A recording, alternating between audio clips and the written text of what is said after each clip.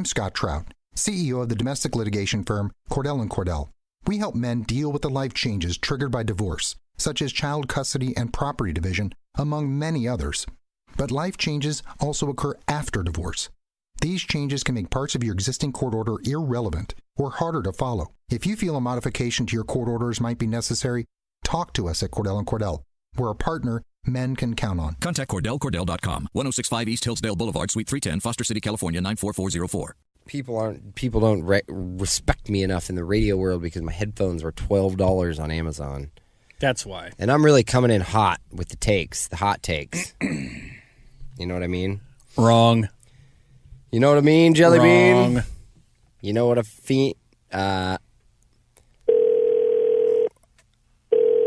nice avocado. Gets everybody to pay attention. Avocado, bro. Yeah, I'm ready to go. I'm just not ready ready. to be done. Boom.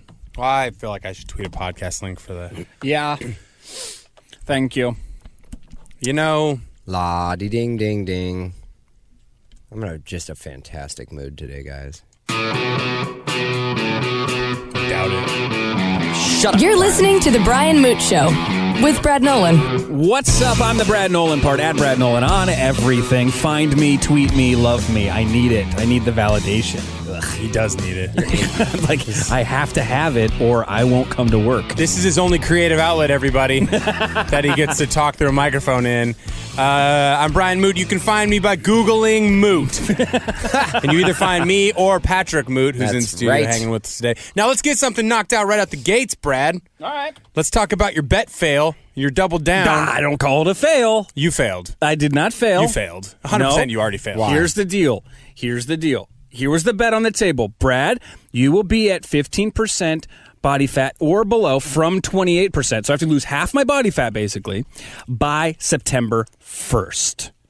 Now, that bet was between me and Pat for $100. 100 smackaroos. Leading up to the bet, knowing that I'm not going to win, I made a strategic decision to double down and do double or nothing Thanksgiving. But, I mean, you can't decide to double down. We have to make a decision. Well, no, we agreed. Let's debate it. We shook hands. When did we do that? Are you kidding me? We were going to see the movie screening. We did decide. We did decide that you would be okay with double. I 100% don't remember that. Well, here's what we did. Double or nothing Thanksgiving, and we shook hands.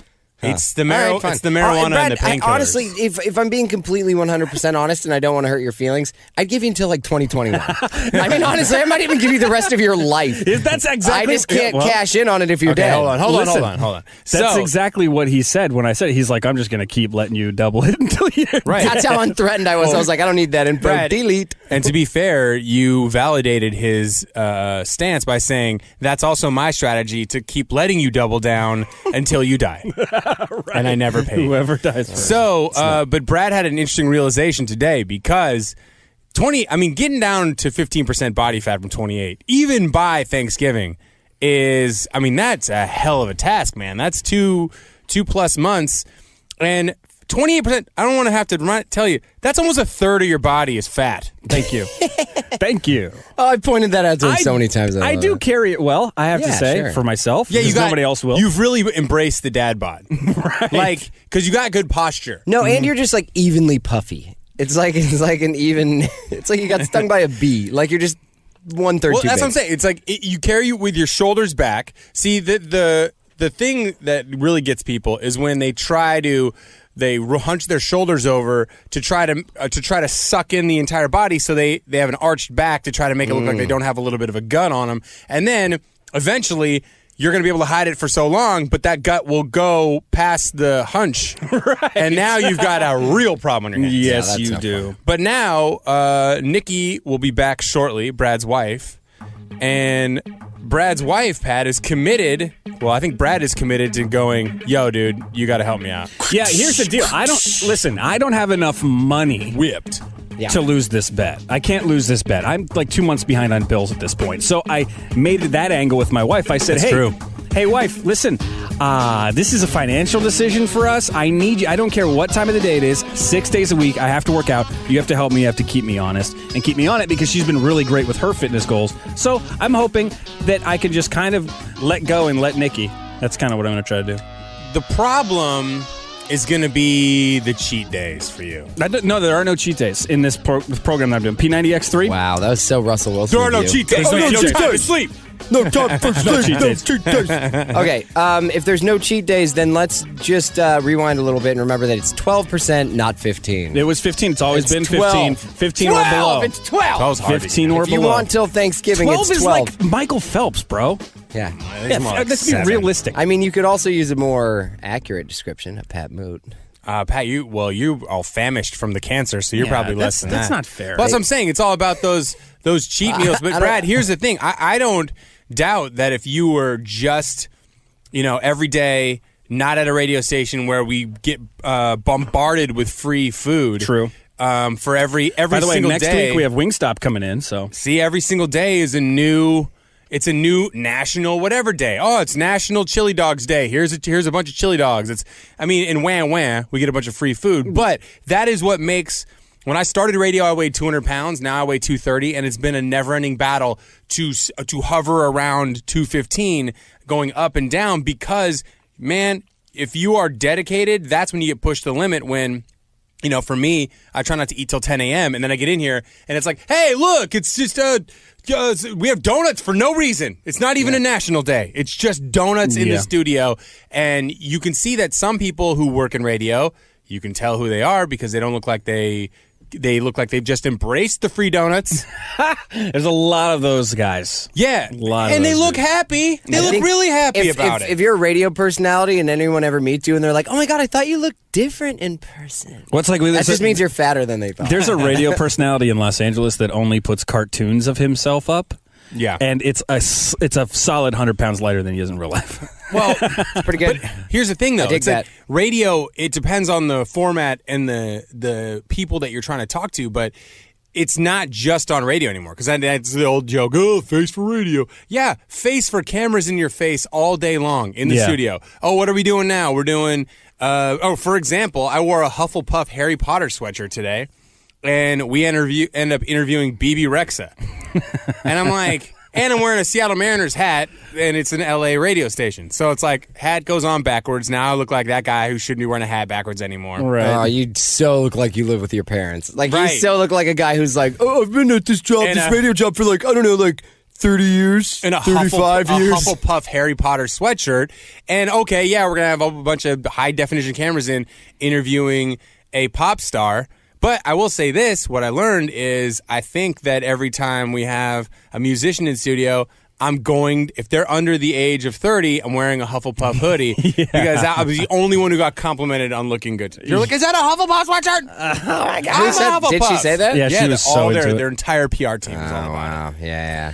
Yeah, but back to the kind of... So back what are we to gonna grown-up stuff, back please? to Brad going to be 12% body fat by, I think. 15? Oh, Or I below. tried. Yeah, I'm inceptioning it. It's going to happen. It's not gonna If I happen. say it enough times, It's you're not going gonna happen. Yeah, well, let's see it, Michael. Here's the thing. It's so unreasonable to say 12. Like 12 is an Olympic athlete. 10 is an Olympic athlete, so 12 is real close to that. It's unfair. Yeah. We should agree on 15 right now.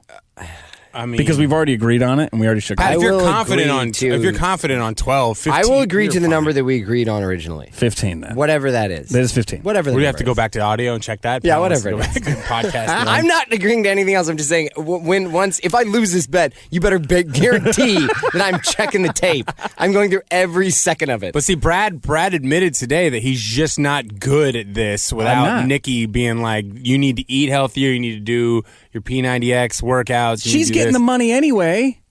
Like, so why shouldn't she help me? Who's getting the money? Nikki. Oh, the money, the bet money. Yeah, if we I win, was- she's going to get the money. Oh, that's funny. I've kind of ruled out the whole point of you winning, and I've now just in my mind thought of you just not losing. Like I've just thought about it. I've thought about this bet. Oh, wait a minute. No, it is double or nothing. You don't win a damn thing if you do the. It's only Pat wins 200 and you win 0. Wait, what? Is that what Oh, yeah, that's how That's what double or nothing Yeah, means. that's how double or nothing works. It means you I already didn't know admitted that to either. losing the first $100, so now you're going to double it, and you get 0.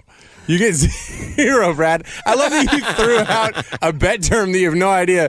Brad's got a guy who's like, double down. And they're like, hey, dude, you lost twice the money. He's like, all in. I have no idea. I just meant that I was sure about it. I didn't mean that I wanted to double the bet. I didn't know that's what that meant. You know what? I'll just cash out my 100 right now. You know what's funny is after I said it, I was like, what does nothing? What's the nothing part? The nothing is what you're going to get if you win the bet, Brad. Well, look, if I win the bet, I've got a great fitness track record, so I don't really care. If you win the bet, you've got ribs. Yeah, come on. And visible. Hell. Let's not get crazy. My ribs are kind of visible. No, Brad, you My need to look ribs are for kind of abs. Hold on. What would you guess I weighed right now? Ooh. How tall are you? 5'8". 5'8", 203 pounds.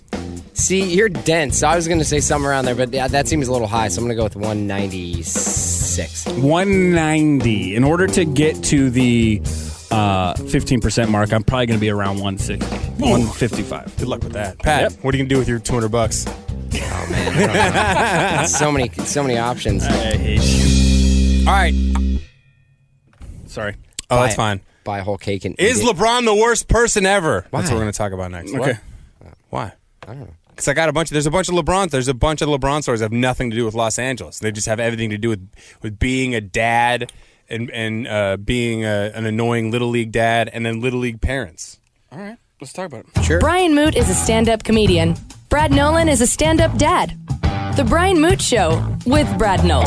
Best posture in the room, regardless of body fat percentage. My name is Brad. I don't know, man. I just did yoga today, and I got complimented on my posture by a yogi. I don't know. Yogi. I think they're called yogurts. A yogurt. Yogurts. When they're running, they're go-gurts. She's a hell of a lot nicer to me this time than the first class I took from this lady. I don't know her name. I can't remember her name. Yeah, it doesn't matter. But she's like a yogi master. Is it Forrest? It's Forrest. You think her name is Forrest? Yeah, I think so. That's Ba- what I think. It's Basil. We live in Los Angeles. Her name is Candy. Yeah. I took one class called Yoga and Meditation where I fell asleep at the meditation part, but that's because As you should. mornings are early.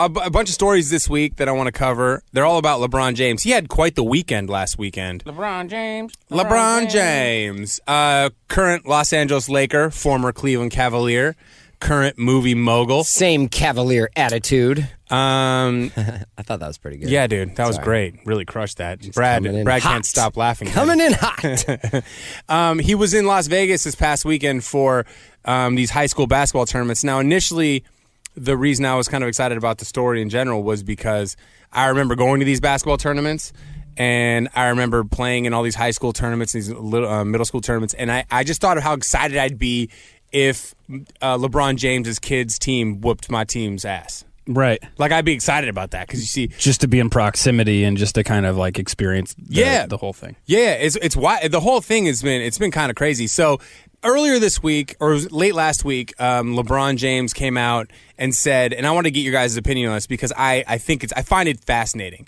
that LeBron says that he looks back and wishes he wouldn't have named his son LeBron Jr. Mm-hmm. And the reason he named his son LeBron Jr. is because he didn't grow up with a dad, and to make it like meaningful to him to have a son and just to be like, I'm committed to being in your life and doing what my father never did. I'm naming you LeBron Jr. And now he says he regrets it because of the scrutiny and the pressure that a LeBron James Jr. is under. Like, Michael Jordan Jr. was never half the basketball player Michael Jordan was, and was just tortured by people because of that. Well, is like why even like you're the son? How old's the son? 13. I'm in computer science. Yeah. I'm in debate team Sure. at this point. I'm on the drill team for the football team. I'm not even on the football team. And honestly, if you're LeBron Jr. and you read that article, it's like, thanks, Dad. Like, I mean, maybe I'm better than you. Maybe I'm not worse. Let's not be crazy. Well, I mean, the funny part for LeBron James Jr. is that it wouldn't matter if you named him, Could have been Terry. Leonard James. Terry James. James. You're going to be under the pressure as LeBron's oldest son. Now, I would say that the one difference between LeBron and everyone else is that LeBron James is a physical freak. So LeBron James Jr., it doesn't matter if he's the greatest skill player on the planet, if he only ends up being 6'3", 6'4", which is tall. If he ends up being that height and not 6'9", 280 pounds of just pure muscle who just mows people over and goes to the hoop, people are going to look at him like, he's not quite his dad. Which, I mean, at some point in time, he may just need to rectify that with himself, which I'll never be that guy. I mean, that's not a terrible problem to have. I What? guess. If I were him, Yeah, to be a could never billionaire? I could never be a billionaire. I could never be I'd as hate rich to be as a my famous dad. kid. I'll just take these millions and If I go were him sit on and- my yacht. Meh. Junior, if you're listening, listen to me. Listen, Hey, Jamie. let me get your ear for real quick. Here's what I would do. Can I borrow Okay, $1 million? buddy? I would ride this basketball sports train. We all know it's not going to last forever. It's kind of silly to even go into sports. If you go down the sports tell train, that to Lou, his dad. It was real silly for him to get into sports. real silly, Brad. lightning Cool. doesn't strike too many times. Okay, so Strikes billionaires who are good at basketball. go down this sports train through college, get them to pay for college, and then just go into the media business and talk about your dad for the rest of your life. I mean, that's ridiculous. He's good. He's actually he's like one of the better It's working players. for Mike Golick He's one of the Jr. better players ranked-wise at 13. You reference Mike Golick Jr.? Yeah, that's right. I don't even know who that is. Of course, no one does. No one even I knows who do. Mike Golick Sr. is. He's a football player. It makes sense. No, he's on Mike and Mike on ESPN. That's a pretty big show. Oh, man, you're the worst right You're now. the one who circled back around to talk about him. So more. he is good. So well, you're there's saying more Junior, stories about LeBron. You're saying Junior He's is great. good. He's Okay. great. So here's the thing that LeBron caught flack for after that. In Vegas, LeBron James Jr.'s team is going through warm-ups, and LeBron James goes through the warm-up line with him, and it's just like throwing down just jams. Just throwing down just stupid NBA-style jams. On 13-year with the 13-year-olds. No, just through the warm-up With- yeah, lines. yeah, Just with them. I mean, they're not Dunking dunking on on his each other, son. right? Right, yeah. So then some of the other kids on the team, and they're all like going to be eighth graders. Some of them can dunk already too, and Wow. his son can like throw up alley oops himself and kind of dunk, which is still impressive. I mean, 13 years old, that's crazy.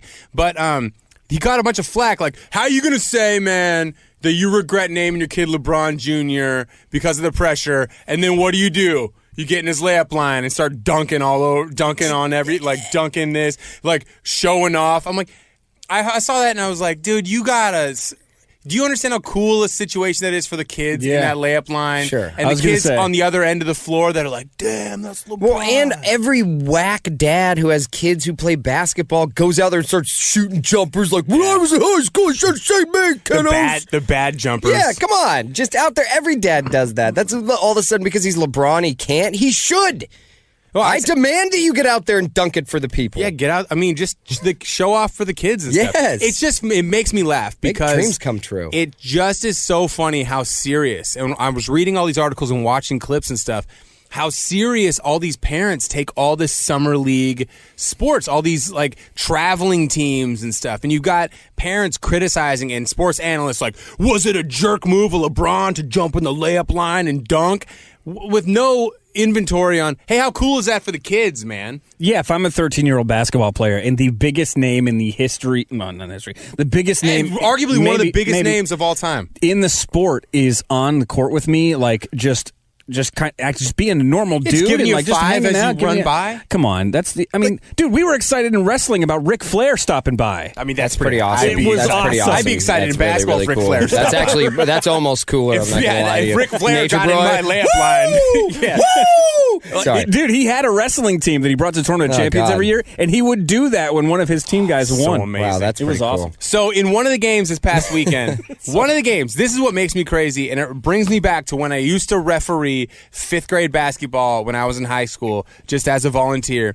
The parents are just the worst. And if you're a parent of Little League kids, don't be the worst. Sit down and watch your The kid. referees are volunteers. They're not getting paid there's some of them getting paid, but not enough to take your garbage. And your kid isn't amazing. Your kid is traveling. Your kid is fouling people. Your kid sucks. And you're embarrassing them. Like every time, I remember there was kids on my team whose parents were overbearing. They were like running back, Right. running in the layup line, just like, oh my God, this is my nightmare. You want your kids to suck at sports? Care if they're good at This sports. is how- Care really hard, and then they will guarantee be This bad. is how terrible parents are in these Vegas tournaments. One of the games this past weekend, LeBron is there. Sometimes he's like sitting on the bench. Sometimes he's up in the crowd with like Chris Paul and all these other NBA players who want to come by and hang. Quavo from Migos just came by. Of course, why wouldn't you? I mean, LeBron's there. The guy's like an icon. And you see you're going there just to show, hang out, show some support. And some dude wearing a Michael Jordan jersey, of course, This dude is heckling LeBron from across the gym. Just heckling him. He's a grown man. Across the court. Across the court, heckling LeBron James. You suck. You went to the Lakers. You're the worst. You're no Jordan. Like, going after it. Then another guy in the stands starts getting this guy's face because he's like, how dare you yell at LeBron? He's out here enjoying time with his kid in the offseason. Like, give it a rest, buddy. And he's like, he ain't no Jordan. A fight breaks out in the crowd. Yes. They cancel the entire game. Yeah! Because these jerk-offs can't just be grown-ups. Grown-ups win! Grown-ups prove facts! Sports! That's what Brad yells. Sports! You okay? All right, guys. Yeah, I'm good. I got options here. I pulled some things I want to talk about with you guys. I got options here. We can talk about, or we can do both in this next segment. Is Chrissy Teagan too much? Is one. The commander of cheese. And another one is to scrub or to not to scrub your Twitter. And it's about the baseball Let's players. do both. I think we can spend 3 on Teagan and 6 on Twitter. Let's do 3 on Teagan because I think she's being a bully right now. All right, let's go. Twitter The bully. Brian Moote Show with Brad Nolan. Here we have Brian Moote This better not get me in trouble with my girlfriend. and Brad Nolan. No, my wife wants to flip the swinger switch. Just two boys without man buns. All right, Chrissy Teagan is on the table for discussion, and then we'll roll into Twitter. Yeah, should we scrub our accounts? And I'd love if you guys would tweet at me, use your Twitters. How do you prepare your kids who are in this social media generation? How do you prepare them for the fact that whatever they tweet is going to be on their permanent record? Yeah, man. I mean, we got all these baseball players who tweeted awful stuff when they were kids, and they're getting in trouble. James Gunn used to be the director. Well, he was director of the Guardians of the Galaxy 1 and 2. Now he's not going to be doing the third because of some awful stuff he tweeted. All right, we'll talk about teat scrubbing? Tweeter. Yeah, man. Brad You just had okay? a stroke. You fine? Stroke. Twitter scrubbing's coming up next, but I wanted to get into this quickly because Chrissy Teagan, sometimes I love her, sometimes I find her to be unbearable. And it's when she has to jump in on everything.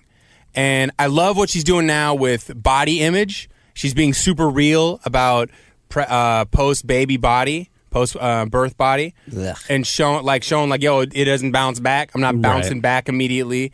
I love it when her and John Legend do silly stuff based around like their life together.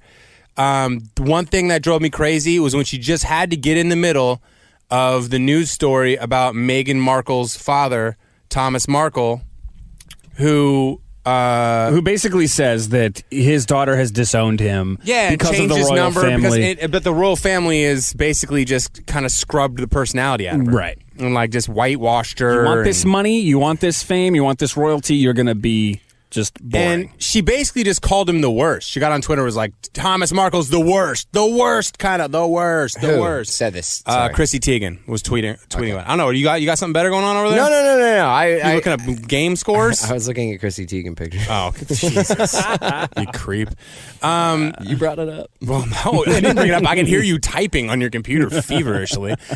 So That's not typing. here's the thing, is that I think that Thomas Markle, I think he got a raw deal from the royal family. I think the royal family was mean to him. He doesn't really know how that whole system goes.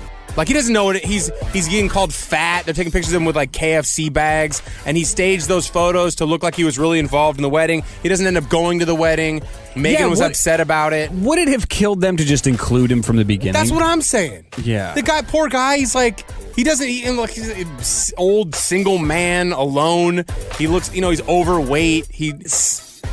Are they close? I'm not really like. Now, the conversation is this: they were estranged for a minute, and then they were not. Right. And They've then, rekindled it, or but that doesn't matter. We all have our estrangements, and we don't. Like, our dad went to prison for 4.5 years. That was pretty estranged. There's a big difference. Okay, so here's the thing. You guys have a dad who is now currently in your life. So Right. if either one of you married a royal person, you would just be like, okay, let's include. Right? Yeah, Let's include him. Yeah, and I'm sure a lot of his babackground would come up, and there'd be questions about that. But I'd Sure. stand by him, and I'd say, you know course. what? I want him to be there. It's going to be important for him. I do honestly feel like, and maybe I don't know what it's like to be married to someone in the royal family. So maybe that pressure of like all that she's going through forced her in the moment to just be like, I can't do it. Whatever you guys want to do. And that's when I feel like her man, Prince Harry's got to step up and say, you know what? It means something to me. I know it's been messed up. Let's get this man over here. But did they say no to him, or I thought he stepped out for medical reasons? Like he said, I can't go. It was like so much he stuff said it was got- off and on. Then he can I blamed say, medical. From somebody's perspective who hasn't paid a lot of attention to this, just from the very periphery of this, he seems like he doesn't mind complaining about it. You know what I mean? Like throwing himself back into the mix over and over. It seems like he doesn't hate the attention. That's true. I would say that, you could disappear from that if you wanted to. I would say that the thing though about it is, I'm sure. I mean, dude, everybody loves the attention. If you're someone who, his daughter Meghan Markle has never been more famous. Even at the height of her individual fame, she was not royal family famous. So he's gone through the hey, my daughter's a successful actress fame. But that doesn't, no one cares about you. No one's taking pictures of you. Mm-hmm. So I would say, yeah, I'm sure he does love it. But also, if you're the royal family and that's annoying you, because they've asked, Prince Harry, what do you think about the fact that he sold some photos or whatever? And he goes, well, I'm sure, I don't know. He probably got a little bit of money before him, but not much. Just say, I just feel like if that bothers you, bring him into the fold. It just seems... the best way to stop something like this train from going down the track is to just... you include it and you consume it so that it's now a non-issue. For being experts at the game of public appearances, they really played this wrong.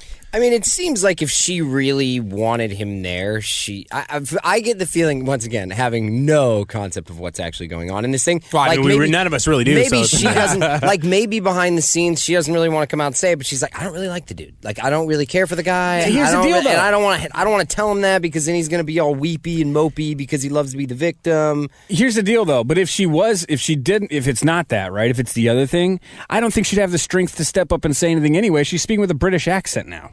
It just seems like... That happened to Madonna. It seems like what they do in the royal family, and it stinks because I liked not engaged, not married Meghan Markle and Prince Harry. Yeah. I liked who they were. They still had their identity. She still could post on Instagram. They were going to fun events together. They seemed like they were having a really good time. And then as soon as the engagement happened, she loses all social media. They basically scrub all the stuff they don't like out of her life, which happened to be provocative lingerie, bikini pictures from the actress model days. And now it's all you hear about them is really nothing other than Meghan's dad is pissed off that she changed her number and that he feels estranged from her and he feels like she's not the same person that she used to be. And guess what? You may hate her dad, but if I'm her dad, I kind of have an idea when I can look at my daughter's face in a photo and tell if she's enjoying herself or just going through the motions. But if he said this isn't who I remember, because he feels estranged, they've already been estranged. So this is definitely but you always know who she is. No, he's known her. We can't speak too much on the estrangement. I'm just saying that if you know somebody and you just feel like, man, their personality's being scrubbed out of them. They just seem like they're having less fun. And that goes from both Prince Harry and Meghan Markle. Well, Prince Harry used to be kicking ass, man. That guy used to be having so much fun. I think that's just kind of how marriage works. It's just a big under a microscope. I will say it scrubs the fun out of you. Yeah, it is. Damn sure. Hey, guys, I think marriage is fantastic. No, Brad, yeah. What are you talking about? Yeah, Brad's been away from his wife for a month, and he's miserable. See, actually, you're a happier person now that you went and saw him. I would say that for sure. I just think it just sounds like, back to the Chrissy Teagan thing, too, just keep your nose out of their business. Why you got to weigh in on that? Why you got to weigh in and calling the guy awful? You don't even know the dude. I guess you're looking at it through a prism of their life. I don't know. To me, it feels like the royal family sucks to be a part of. I think he sucks, too, though. He should stop talking about her. She's estranged. She's different now. I can tell she's sad from pictures. It's but stop talking to him. But who's talking to him? Because if a reporter reaches out to this guy who's lonely, he's just this lonely old man whose daughter changed her phone number, and she's one of the most famous people in the UK, and all he wants to do is feel semi-connected, and the Daily Mail calls, sure, I'm going to pop off about it. I haven't heard from my daughter. She changed her phone number. Well, that sounds like something's going on there. We might want to dig a little bit. I feel not bad for him. Go eat a cheeseburger, man. He's eating a lot of them. That's the problem. He keeps getting Stop being photographed. so emo. He sounds like a big baby. He keeps getting photographed with like bags of cheeseburgers. Should have been in a his better hands. dad. At some point, you must have screwed up. I promise we're going to get to deleting your tweets. Should you do it? Should you scrub your history? We'll do that next. This is the Brian Moote Show with Brad Nolan. And I got a funny story about a crappy comedian in Canada. It's really good. He's a southern comedian, but he bombed. Oh, so he wasn't a Canadian comedian? No. It's just Montreal Comedy Festival blowing it. Canadian comedian. The final segment. Let's do it. You're listening to The Brian Moote Show with Brad Nolan. All right, what's up? We're going to talk about scrubbing your Twitter, and we have a comedian thing. Right? Yeah, comedian goes by the name of Southern Mama. I'm sure a lot of you have heard of, I think it's Darren Knight, and he does a character called Southern Mama that's gone crazy on Facebook. That's kind of where his fan base lives. He's like, a couple million followers on Facebook, and he just does a character of a Southern mom that's a derivative of his aunt and his mother. And people in the South love it. They love the character. Now, he went to Canada for the Montreal Comedy Festival. They didn't love it. We're going to get into that in a second. But first, Patrick. Yes. Have you ever debated scrubbing all the tweets out of your Twitter that you maybe wouldn't stand by at this point in your life? I went back. This is how paranoid I am. Yeah. Not only have I gone back and scrubbed tweets that... Usually a tweet that I would scrub doesn't last very long on Twitter before I take it down anyways. Yeah, I've had a couple tirades. So I'll take them down usually immediately. I usually don't have to go back and scrub, but I have gone back and scrubbed just based on I was getting a little flippant like that time. And also Usually gone back. I was drinking heavily and I went back and deleted I deleted my Facebook, Twitter, everything 4 years ago.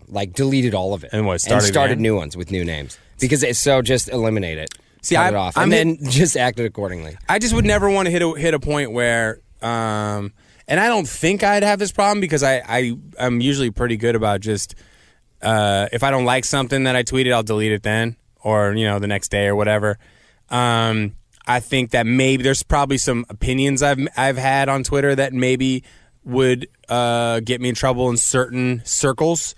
I don't think any, You can take them out of context too. Well, so that's what I'm saying. It depends on the way you're reading them. But me ripping a television person that maybe I end up working with, I don't need that. That'd probably what would get me. Yeah, is I've ripped Chris Hardwick on Twitter so many times. And I ended up working with him, I'd be like, "Hey man, you still suck, but you're gonna see it. You're gonna hear it about it." It'd be hard not to rip him to his face if you were working with him. God, you're short. Well, he's taking our job. It's funny that. So the one that I looked at the other day and I took inventory on was James Corden, because I don't think James Corden is a good late night host. I think he's a great late night character, and I think he does fun at carpool karaoke, and I think he does great with just silly goofing around with celebrities in a fun way. But to be honest, I think his hosting skills are garbage. Yeah, and I've said that on Twitter. We won't be booking. Well, no, here's the point. I've said that on Twitter. Well, not I've said that here. But I think he's talented. I just don't think he's a great late-night host. My opinion on this is I don't think you need a backlog of tweets. Scrub it all every 6 months. So that's what I was debating.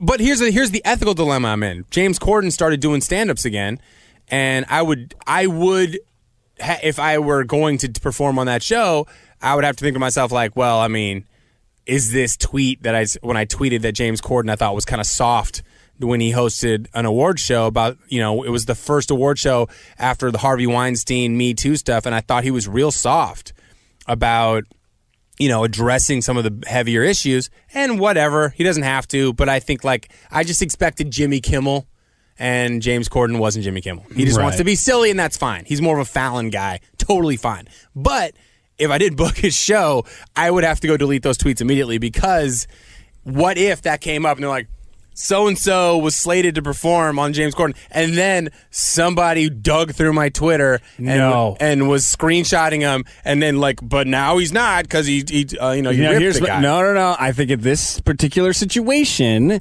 you would keep them up and hope that happens, because then you get the whole...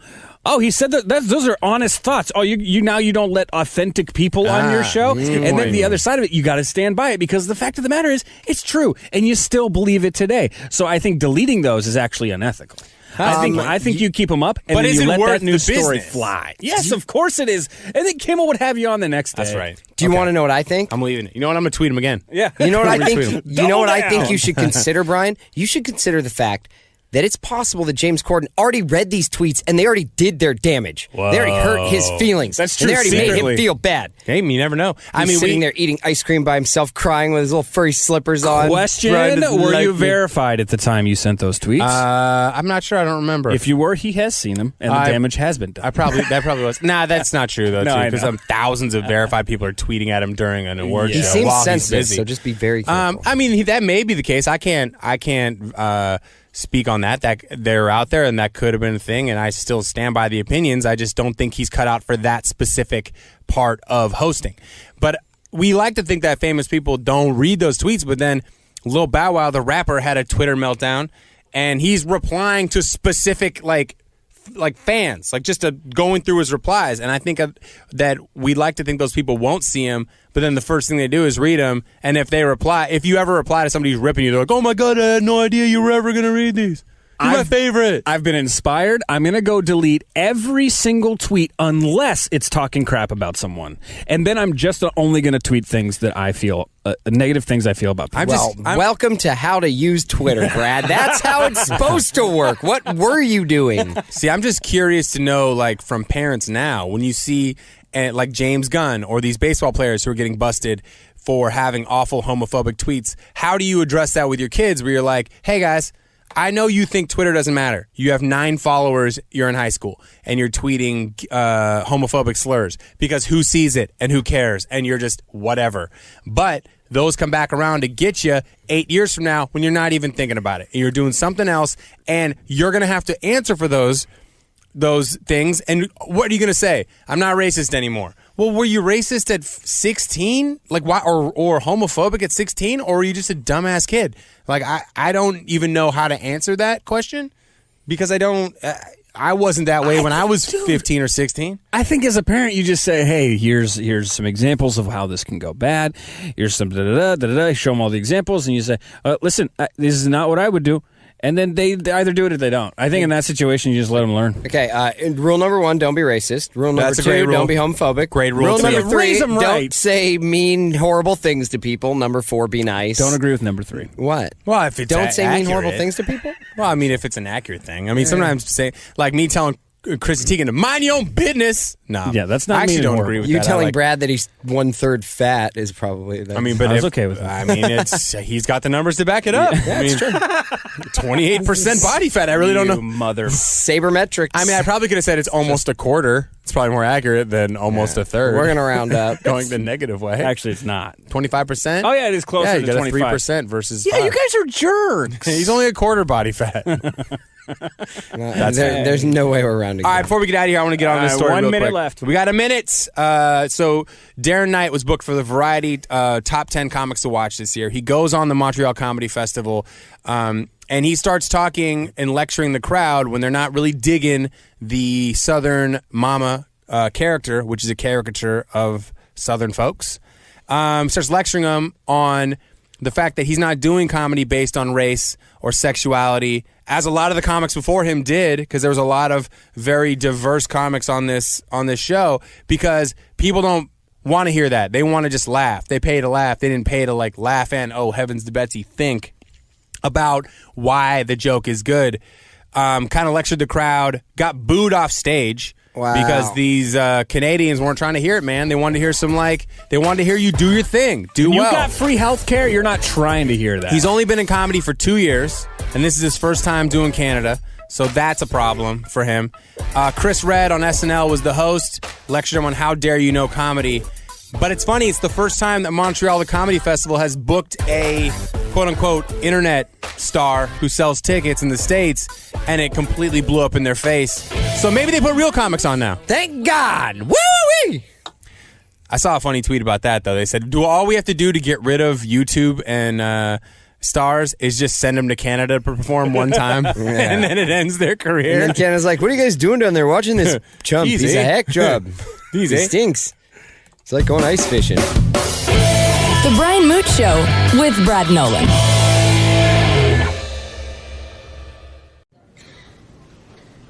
can't believe it. That Gerald is presenting the quarterly budget report with finger puppets? Look, here comes a 1.7% decrease in fixed overhead. Hello, everybody. No, I can't believe how easy it was to save hundreds of dollars on my car insurance with Geico. Who are you? The projected increase in organic Q3 revenue. Hooray! Believe it, Geico could save you 15% or more on car insurance. I can't believe it. That Gerald is presenting the quarterly budget report with finger puppets? Look, here comes a 1.7% decrease in fixed overhead. Hello, everybody. No, I can't believe how easy it was to save hundreds of dollars on my car insurance with Geico. Who are you? The projected increase in organic Q3 revenue. Hooray! Believe it, Geico could save you 15% or more on car insurance.